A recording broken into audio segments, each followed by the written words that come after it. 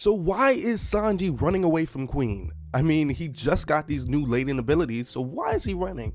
Well, the spoilers for One Piece chapter 10, 29 have dropped, and man, they're kind of crazy, so let's get right into them. But before that, be sure to like, comment, and subscribe if you like anime manga content uploaded straight into your YouTube feed and to help the YouTube algorithm push this video. So the chapter is entitled Tower, and that's actually going to come and play later in the chapter, but we're going to start off with the opening scene, which takes place with Sanji and Queen. And Queen says Judge once said that he wanted to create humans with exoskeletons with great power and endurance and a heart of ice without feelings. And you know, we kind of already knew that. We knew all that already actually, so Queen has got to just say like what we know. So Sanji is still shocked with the changing in his body is undergoing, and he leaves because he needs time to think. And yeah, Sanji actually basically just dips off the scene. And at first when I read this, I was kind of mad at this. I'm gonna be honest with you guys, I was kind of mad. I'm like, oh, why is he doing? First of all, Oda never does anything like this, but if he were to do something like this, I think I have an idea of why he's doing it. I think he's doing it because he needs time, and he needs for Sanji to meet up with someone that will give him like the fuck is you waiting for moment, like the moment where it's like, yo, at the end of the day, you gotta put aside your feelings and you gotta just take him out, because Luffy gotta become the Pirate King. And who is better to do something like that than Zoro?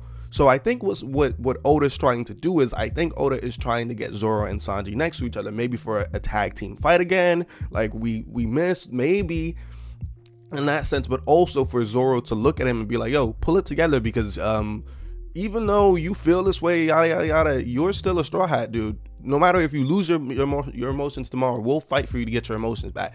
I think Zoro would be the perfect person to say that to him.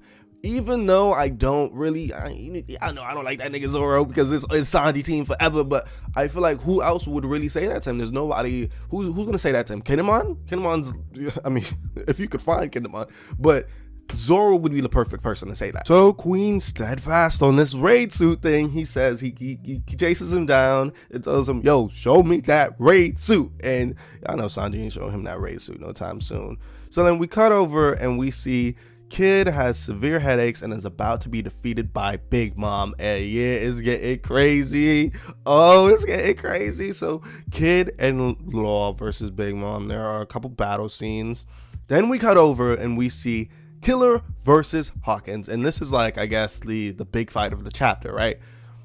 So we see Kid has a headache that's caused by Hawkins because he keeps headbutting himself, which is just like, you know, Hawkins don't play fair, and I you know, that's messed up, man. That's not cool. Hawkins don't be playing fair. Like, give a nigga Kid a chance, son. So in this part, there's a long conversation between the two, and at the end, Killer says he has two questions for Hawkins.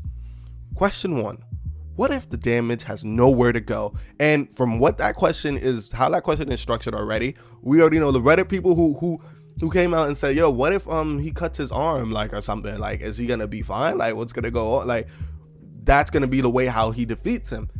Big brain talk, big brain thinking. Y'all thinking like Oda, y'all doing it because anybody who commented that, you guys are thinking like Oda, because that's some genius level thinking right there. Only Oda could come up with a solution like that, would plant a solution like that. Like, come on, ain't nobody else thinking about it like that. Come on.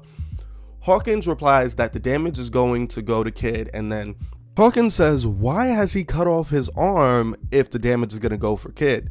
Killer says, well, Kid has no left arm, so. And then he says, question 2, how many lives do you have left? If I were to remove Kid's straw doll, that is.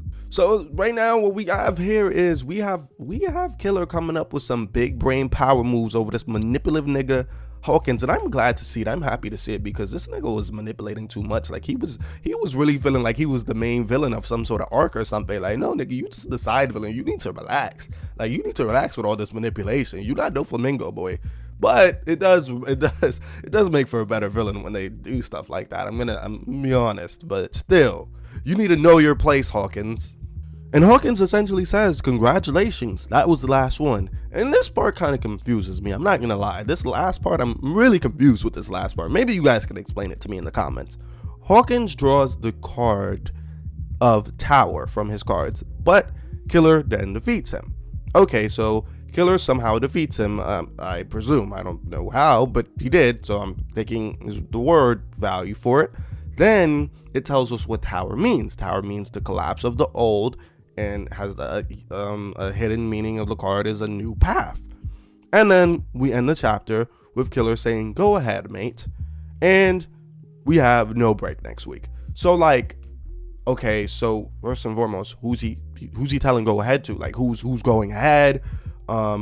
Did Killer actually win? Like, I don't know how to clickbait this even. Like, Killer wins the fight, right? Like, I think Hawkins was defeated. It just said he was defeated, but like, he's starting a new path. I don't know. But right now I'm just gonna assume that Hawkins is down for the count, and we have another win on the side of the Alliance. And you know, this raid does not look like it's failing. Honestly, if it fails, I'd be so surprised. Anyway, speaking of failing, I have a video called "How a Black Man Would Survive in One Piece," and it's pretty funny.